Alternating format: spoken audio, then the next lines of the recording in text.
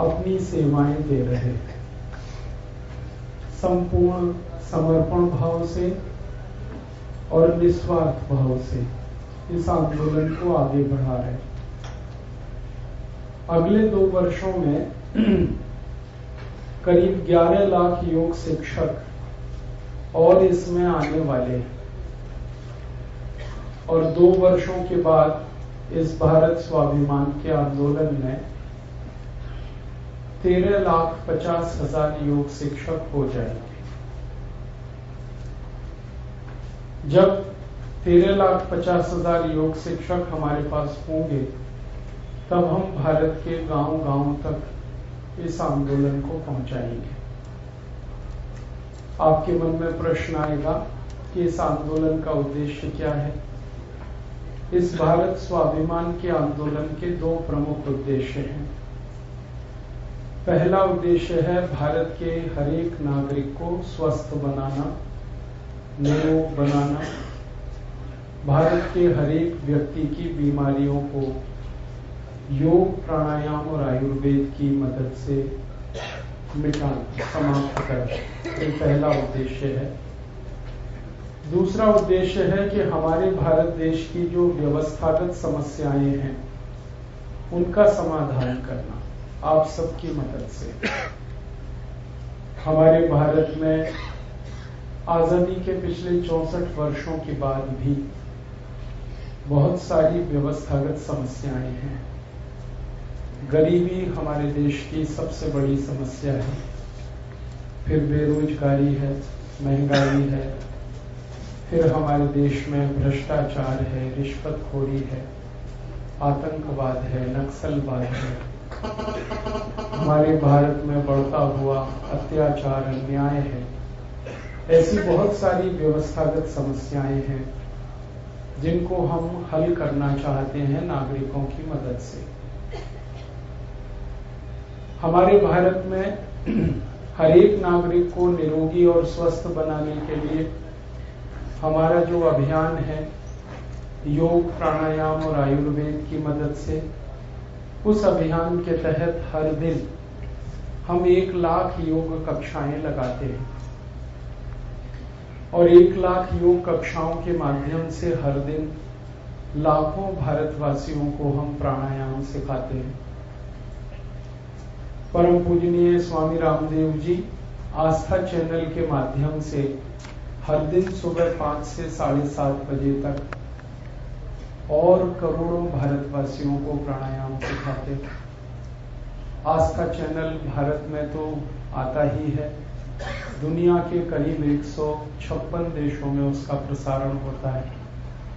तो आस्था के माध्यम से और हमारे योग शिक्षकों की मदद से हर दिन हम करोड़ों भारतवासियों को प्राणायाम सिखाते हैं, योग सिखाते हैं, आयुर्वेद के बारे में बताते हैं।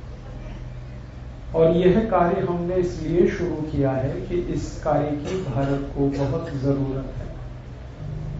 हमारे देश को इस समय बहुत अधिक जरूरत है योग, प्राणायाम और आयुर्वेद की। क्यों? क्योंकि हमारे देश में इस समय बहुत अधिक लोग बीमार हैं। सारे भारत देश में बीमार लोगों की संख्या कितनी है ये भारत सरकार के आंकड़ों से आप समझ सकेंगे। अपने भारत में करीब 120 करोड़ की जनसंख्या है और भारत सरकार के परिवार कल्याण और स्वास्थ्य मंत्रालय के अनुसार इसमें 100 करोड़ लोग बीमार हैं। 120 करोड़ की संख्या है देश के लोग कुल और 100 करोड़ बीमार हैं। इसका मतलब ये हुआ कि 80% भारत बीमार है। इसका मतलब ये हुआ कि अगर एक परिवार में 5 व्यक्ति माने जाएं तो हर एक परिवार में औसतन 4 लोग बीमार हैं। हमारे देश में लगभग 24 करोड़ परिवार हैं। हर परिवार में औसतन 4 लोग बीमार हैं। सबसे बड़ी जो बीमारी है हमारे देश में भारत सरकार के अनुसार वो है एनीमिया, खून की कमी। हमारे भारत देश में सबसे बड़ी बीमारी है एनीमिया।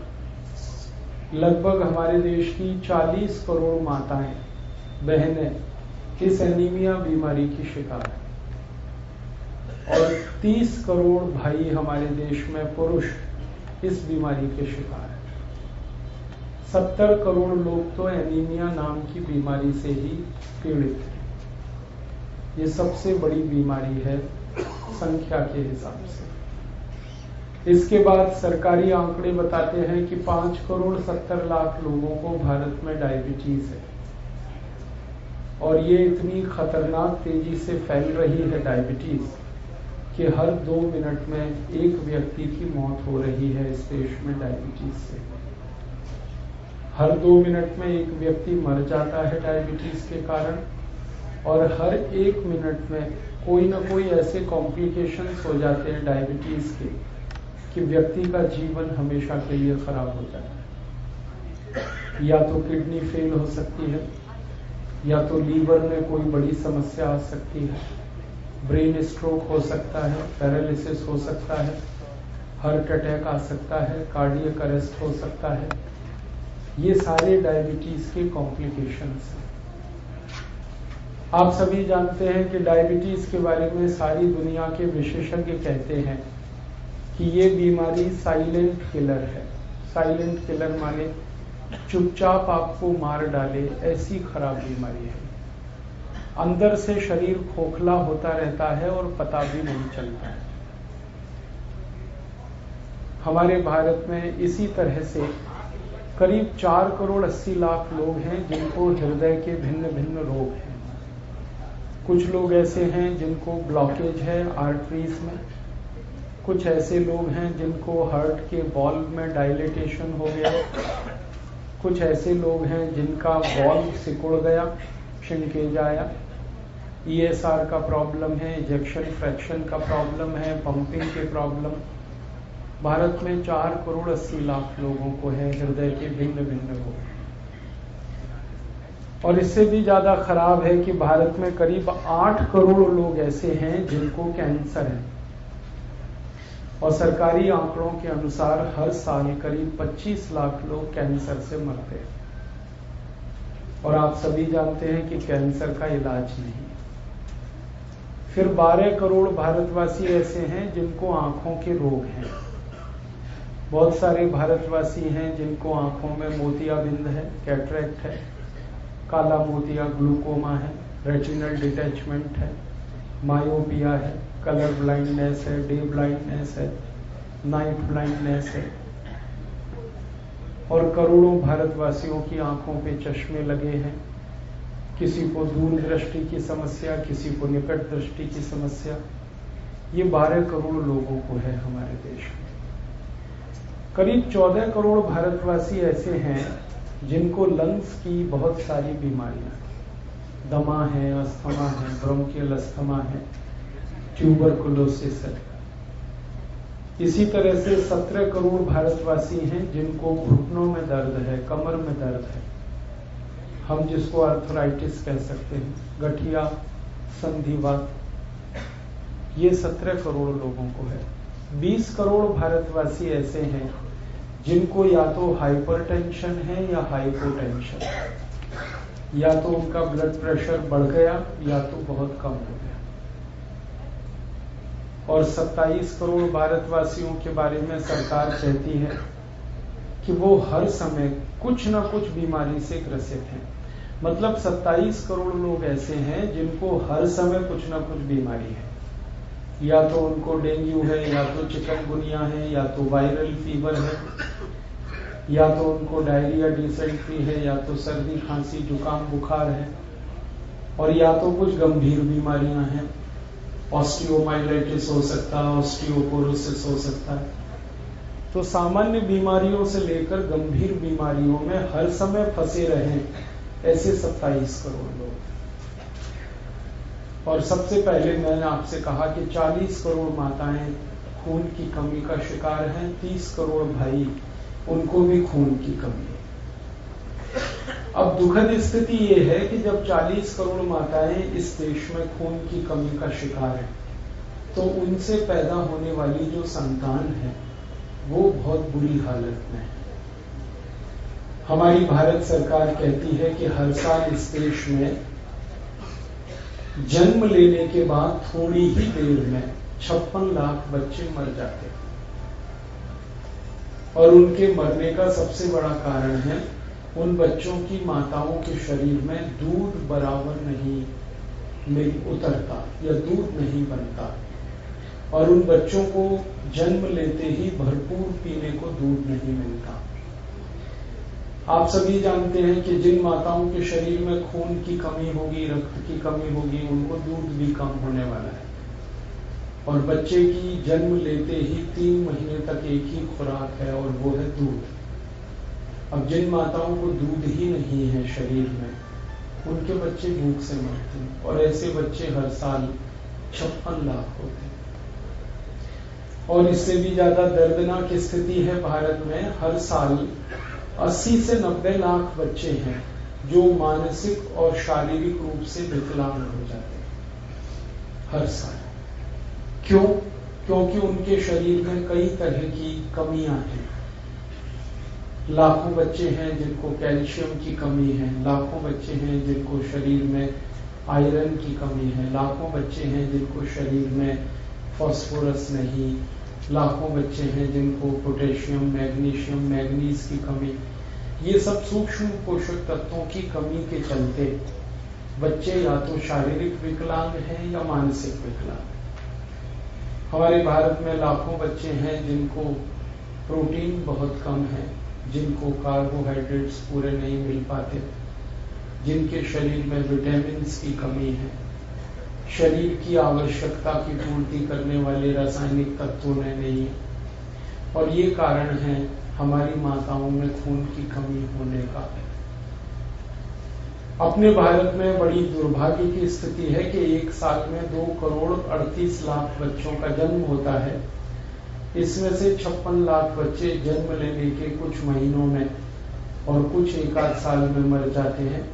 80 से 90 लाख बच्चे मानसिक शारीरिक विकलांगता के शिकार हो जाते हैं। माने हर साल जन्म लेने वाले आधे से ज्यादा बच्चे या तो मरते हैं या देश के ऊपर बोझा बन जाते हैं।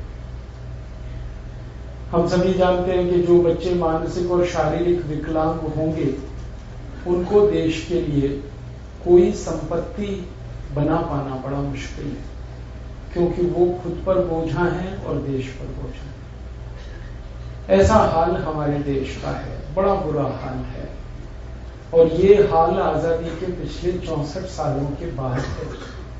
माने पिछले 64 वर्षों में हमारे देश की सरकारों ने भारत के लोगों की चिकित्सा के लिए 10 लाख करोड़ रुपए से ज्यादा का खर्च किया है, फिर भी इतना बुरा हाल है। हर साल हमारे देश की सरकार चिकित्सा के लिए 23,700 करोड़ रुपए खर्च करती है, केंद्र सरकार, तब भी इतना बुरा हाल पूरे देश का है। और केंद्र सरकार जो खर्च करती है उसके अलावा राज्य सरकारें अलग से खर्च करती हैं चिकित्सा के लिए, तो भी ये बुरा हाल है। और आप जानते हैं राज्य सरकारों के अलावा नगर पालिकाओं के द्वारा भी चिकित्सा और स्वास्थ्य के लिए खर्च होता है, तो भी ये बुरा हाल पूरे देश का है। इसका कारण क्या है? खर्चा तो बहुत हो रहा है चिकित्सा और स्वास्थ्य के लिए, बजट बन रहे हैं, फिर भी लोगों की बीमारियां कम नहीं हो पा रही हैं। बल्कि ये देखा गया पिछले 64 वर्षों में कि जैसे जैसे हमारा विकास हुआ है वैसे वैसे हमारी बीमारियां बढ़ी। जैसे जैसे हम आगे बढ़े हैं वैसे वैसे हमारे देश के लोगों की बीमारियां बढ़ी हैं। मैं एक पुरानी याद आपको दिलाऊं। भारत जब आजाद हुआ और आजादी के बाद पहली बार हमारे देश की सरकार ने देश का जनसंख्या का सर्वेक्षण कराया 1951 में। उस समय पंडित जवाहरलाल नेहरू देश के प्रधानमंत्री हुआ करते थे, तो उन्होंने भारत की आजादी के बाद पहला जनसंख्या का गणना कराई। और उस जनसंख्या की गणना में जो बात समझ में आई वो ये कि 33 करोड़ की भारत की आबादी थी उस समय और लगभग 5 करोड़ लोग बीमार थे उस समय देश में। सभी बीमारियों के शिकार थे 5 करोड़ लोग। उसमें डायबिटीज भी थी, हाई ब्लड प्रेशर भी था, लो ब्लड प्रेशर भी था, गठिया, संधिवात, दमा, अस्थमा, सब तरह की बीमारियां कुल मिलाकर। तो हमारी सरकार की तरफ से एक पंचवार्षिक योजना बनाई गई थी पहली बार 1952 में, और उसका लक्ष्य यही था कि भारत की गरीबी को मिटाना है और भारत की बीमारियों को कम करना है। तब से लेकर हमारे देश में 12 पंचवार्षिक योजनाएं लागू हो चुकी हैं और बीमारों की संख्या कम होने की बजाय ज्यादा हो गई है। आप सीधे सीधे सोचें, 1952 में 51-52 में हम 5 करोड़ लोग बीमार थे, अब 2010 में हम 100 करोड़ लोग बीमार हैं। माने बीमारों की संख्या 20 गुनी बढ़ गई है। आपके मन में ये बात आएगी कि ये बीमारों की संख्या इसलिए बढ़ गई है क्योंकि जनसंख्या बढ़ गई है, लेकिन जनसंख्या ज्यादा नहीं बढ़ी है। हम 1951-52 में 33 करोड़ थे, अब हम 120 करोड़ हैं, तो जनसंख्या लगभग 3.5 गुनी बढ़ी है, लेकिन बीमारों की संख्या 20 गुनी बढ़ गई। जनसंख्या बढ़ने से ज्यादा बीमारियां बढ़ गई हैं इस देश में। आपके मन में फिर ये प्रश्न आ सकता है कि ये बीमारों की संख्या बढ़ने का कारण क्या है? एक तरफ सरकार बहुत सारी सुविधाएं बढ़ा रही है, चिकित्सा का तंत्र बहुत बड़ा हो गया। मैं आपको कुछ पुराने आंकड़ों के हिसाब से करूं तो आपको अंदाजा तुरंत लगेगा। जैसे हम 1951 में इस देश में दवाएं बहुत कम बनाते थे, माने भारत में दवाएं बहुत कम बनती थी। दवा बनाने वाली मुश्किल से 10-12 कंपनियां होती थी। आज भारत में दवा बनाने वाली कंपनियों की संख्या 24,000 है और बड़ी कंपनियां हैं काफी। फाइजर है, जॉनसन एंड जॉनसन है, प्रॉक्टर एंड गैम्बल है, रैकेट एंड कोलमैन है, सीबागाइगी है, सैंडोज है, हेक्स है, पार्क डेविस है, जर्मन रेमेडीज है, एली लिली है, रेनबैक्सी है, कैडिला है, सिक्ला है, टोरेंट है। ऐसी 24,000 कंपनियां हैं इस देश में।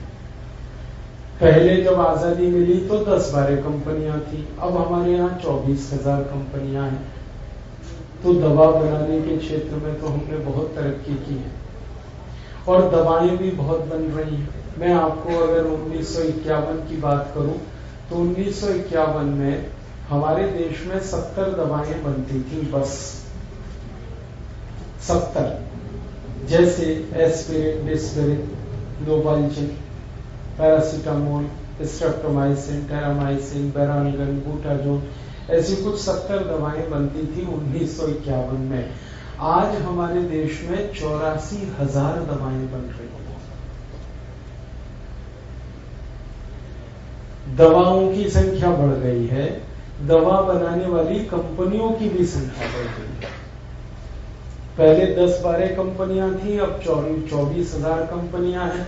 पहले 70 दवाएं बनती थी, अब 84,000 दवाएं बन रही। तो दवाओं की कोई कमी नहीं है इस देश में, फिर बीमार लोग क्यों हो गए इतने ज्यादा? ये गंभीर प्रश्न है। और एक बात कहूं आपसे, जब 1951 में हमारी जनगणना शुरू हुई थी तब पता चला था कि भारत में हॉस्पिटल्स बहुत कम थे उस समय। गिने चुने उंगलियों पर 15-20 हॉस्पिटल हुआ करते थे पूरे देश में। आज भारत में 36,000 हॉस्पिटल्स, सरकारी और गैर सरकारी, प्राइवेट और सरकार दोनों मिलाकर 36,000 तो हॉस्पिटल्स हैं और 2 लाख हमारे देश में प्राइमरी और कम्युनिटी हेल्थ सेंटर्स हैं। प्राथमिक चिकित्सा केंद्र जो गांव-गांव में होते हैं, सामुदायिक चिकित्सा केंद्र जो गांव-गांव होते हैं। तो 2 लाख हमारे प्राइमरी और कम्युनिटी हेल्थ सेंटर हैं, 36,000 हमारे हॉस्पिटल्स हैं और 18 लाख हमारे देश में डॉक्टर्स हैं जो सेवाएं दे रहे हैं। और वो सब डॉक्टर MBBS, MD, MS इस स्तर के हैं। कोई सामान्य डॉक्टर नहीं जो हमारे यहाँ माने जाते हैं खाली RMP, ऐसे नहीं। MBBS, MD, MS इस स्तर के 18 लाख डॉक्टर्स हैं पूरे देश में। तो डॉक्टर्स भी भरपूर हो गए हैं आजादी के बाद, दवाएं भी भरपूर बन रही हैं, दवाओं की संख्या भी बढ़ गई है, हॉस्पिटल्स में सुविधाएं भी बहुत हो गई हैं। 1951 में तो हम कभी सपना भी नहीं देख सकते थे कि कोई अल्ट्रासाउंड हो सकता है। आज अल्ट्रासाउंड होता है, MRI होता है। आज हम अच्छे से अच्छे डायग्नोस्टिक टेस्ट करा सकते हैं, सारी सुविधाएं हमारे पास हैं। एंडोस्कोपी हो जाती है जो 1951 में होती ही नहीं थी, कोई जानता भी नहीं था। तो डायग्नोस्टिक टेस्ट की सुविधाएं भरपूर हैं, डॉक्टर्स बहुत हैं, दवाएं बहुत हैं, हॉस्पिटल्स बहुत हैं, कम्युनिटी और प्राइमरी हेल्थ सेंटर्स हैं। फिर इतनी बीमारियां क्यों हैं और इतने सारे बीमार लोग क्यों हैं, ये गंभीर प्रश्न है। होना तो ये चाहिए था कि बीमार लोग लगातार कम होते हमारे देश में, लेकिन ये बढ़ गए हैं। इसका कारण क्या? इस पर हम लोग काफी गंभीरता से शोध कर रहे हैं, रिसर्च कर रहे हैं, और इसमें से दो बातें पता चल रही है। पहली बात तो ये कि पिछले 64 सालों में हमारी गरीबी बहुत बढ़ी है और उसके कारण हमारे यहाँ बहुत सारी बीमारियां बढ़ी। 64 साल आजादी के बाद गरीबी कम नहीं हुई है, बढ़ी है, और गरीबी लगभग 16 से 17 गुनी बढ़ी है पिछले 64 वर्षों। तो गरीबी ज्यादा बढ़ने से बहुत सारी बीमारियां बढ़ी हैं। जैसे मैंने कहा, जो एनीमिया है हमारे देश में, 70 करोड़ भारतवासियों को खून की कमी है। ये सीधा सीधा गरीबी से जुड़ा हुआ मामला है, क्योंकि लोगों को भरपेट खाना खाने को नहीं मिल पाता है, तो शरीर में खून कहां से बनेगा। हमारी सरकार कहती है कि 84 करोड़ भारतवासियों को एक दिन में खर्च करने के लिए 20 रुपए नहीं है। अब जब हमारे पास एक दिन में खर्च करने को 20 रुपए नहीं है, ऐसे 84 करोड़ हैं लोग भारत में, तो फिर हम उनके बारे में ये अंदाजा लगा सकते हैं कि वो 2 समय तो खाना नहीं खा पाते हों, क्योंकि 20 रुपए में 2 समय का भोजन नहीं बन सकता और ना ही बना हुआ भोजन मिल सकता है। तो 84 करोड़ लोगों को तो खाने को भरपेट नहीं है, तो उनके शरीर में खून की कमी होना स्वाभाविक बात है। तो गरीबी के कारण काफी बीमारियां बढ़ी हैं, और कई बीमारियां हैं जैसे दमा, अस्थमा, ट्यूबरकुलोसिस, आप सभी जानते हैं, ये गरीबों को ज्यादा होती है, क्योंकि शरीर का रेजिस्टेंस कम होता है, प्रतिरोधक शक्ति कम होती है। तो एक तो बड़ा कारण है हमारी गरीबी, इस कारण बीमारियां बहुत हैं। और एक और बड़ा कारण जो हमारे समझ में आया पिछले कई वर्ष इस विषय पर शोध करने के बाद, कि हमारे भारत में पिछले आजादी के 64 वर्षों में जो दवाएं ज्यादा हम खरीद कर खा रहे हैं, वो दवाएं बहुत बेकार हैं और रद्दी। हमारे भारत में ऐसी दवाओं का उत्पादन ज्यादा हो रहा है जो नॉन एसेंशियल मानी जाती है, बेकार की दवा, इररेलीवेंट है, जिनकी शरीर को जरूरत नहीं होती, ऐसी दवाएं हम ज्यादा खा रहे हैं, और दुर्भाग्य से ऐसी दवाएं ज्यादा बन रही हैं। अगर आप मुझसे ये प्रश्न पूछेंगे कि जरूरी दवाएं कितनी बन रही हैं और गैर जरूरी दवाएं कितनी बन रही हैं, तो भारत की सरकार के आंकड़ों के अनुसार भारत में 350 दवाएं ऐसी हैं जो जरूरी हैं, वो बन रही हैं, और 83,650 दवाएं हैं जो फालतू और बेकार की हैं और वो बन रही। और हमें ज्यादातर ऐसी दवाएं खिलाई जा रही जो बेकार हैं, एकदम किसी काम की नहीं है। आप ऐसी दवाएं बहुत ज्यादा खा रहे हैं, और उन दवाओं के कारण जो तकलीफें हो रही हैं शरीर को, जिसको हम साइड इफेक्ट्स कहते हैं, उससे आप और ज्यादा बीमार होते जा रहे हैं। दुर्भाग्य से सारे भारत के बड़े बड़े डॉक्टर्स के पास हम लोग घूमते रहते हैं, और वो जो दवाएं लिखते हैं, उनकी जो प्रिस्क्रिप्शन स्लिप होती है, उसको हम लोग बहुत अध्ययन करते हैं कि क्या मेडिसिन डॉक्टर प्रिस्क्राइब कर रहे हैं, बीमारी क्या है और मेडिसिन क्या प्रिस्क्राइब कर रहे हैं हमारे डॉक्टर्स। तो आपको बड़ा दुख होगा जानकर कि भारत के 99% डॉक्टर्स ऐसी ही मेडिसिन प्रिस्क्राइब कर रहे हैं जो आपके काम की ही नहीं है। काम की नहीं है वो तो एक बात है, कई मेडिसिन तो ऐसी प्रिस्क्राइब की जा रही है जो जहर है, देना ही नहीं चाहिए आपको, ऐसी दवाएं भी डॉक्टर्स दे रहे हैं आपको। मैं कुछ दवाओं के नाम बताऊं आपको। हमारे छोटे छोटे बच्चों को अक्सर बुखार आता है, तो सारे देश में मैंने देखा है डॉक्टर्स एक मेडिसिन जरूर प्रिस्क्राइब करते हैं जिसका नाम है निमोसुलाइड। अब ये जो निमोसुलाइड है इसके और भी कई ब्रांड नेम है, निमोलाइड है, निमोसुलाइड है। उस ग्रुप की मैक्सिमम मेडिसिन हमारे बच्चों को दी जाती है। और जब हमने रिसर्च किया तो पता चला कि ये निमोसुलाइड मेडिसिन दुनिया के 100 से ज्यादा देशों में 20 साल पहले बैन हो चुकी है। अमेरिका में ये मेडिसिन बैन है, कनाडा में बंद है, जर्मनी में बैन है, फ्रांस में बैन है, स्वीडन, स्विट्जरलैंड, डेनमार्क, नॉर्वे में ये दवा बंद है, ब्रिटेन में ये दवा बंद है। दुनिया के सबसे अमीर जो और विकसित देश माने जाते हैं वहां तो सब जगह बंद है ही, और दुनिया में जो कम अमीर और कम विकसित माने जाते हैं वहां भी बंद है। कारण बहुत साइड इफेक्ट्स हैं इस दवा के। हजारों बच्चे दुनिया में इस निमोसुलाइड दवा को खाने के बाद अंधे हो गए। हजारों बच्चों को इस दवा के बाद अल्सर हो गया, पेप्टिक अल्सर हो गया, मर गए। इसलिए दुनिया का सबसे बड़ा जो चिकित्सा का संगठन माना जाता है WHO, वर्ल्ड हेल्थ ऑर्गेनाइजेशन, उसने 20 साल पहले ही इस दवा को क्रॉस कर दिया कि ये दवा सब देशों में बंद होनी चाहिए। अब WHO ने 20 साल पहले भारत सरकार को कह दिया कि आप ये दवा बंद कर दो क्योंकि इसके दुष्परिणाम है। और WHO ने इस पे स्टडी किया निमोसुलाइड पर, वो स्टडी मैंने पढ़ा, देखा, तो इसके 100 दुष्परिणाम हैं। एक मेडिसिन निमोसुलाइड 100 से ज्यादा साइड इफेक्ट्स हैं इसके बच्चों पर, लेकिन भारत के बच्चों को धड़ल्ले से ये दवा खिलाई जा रही, अभी भी खिलाई जा रही, और हर बड़ा डॉक्टर इसका प्रिस्क्रिप्शन लिख रहा है निमोसुलाइड। ऐसी और एक उदाहरण देता हूं। आपको कई बार बुखार आता है तो आपको अक्सर एक दवा खिलाई जाती है वोवेरॉन।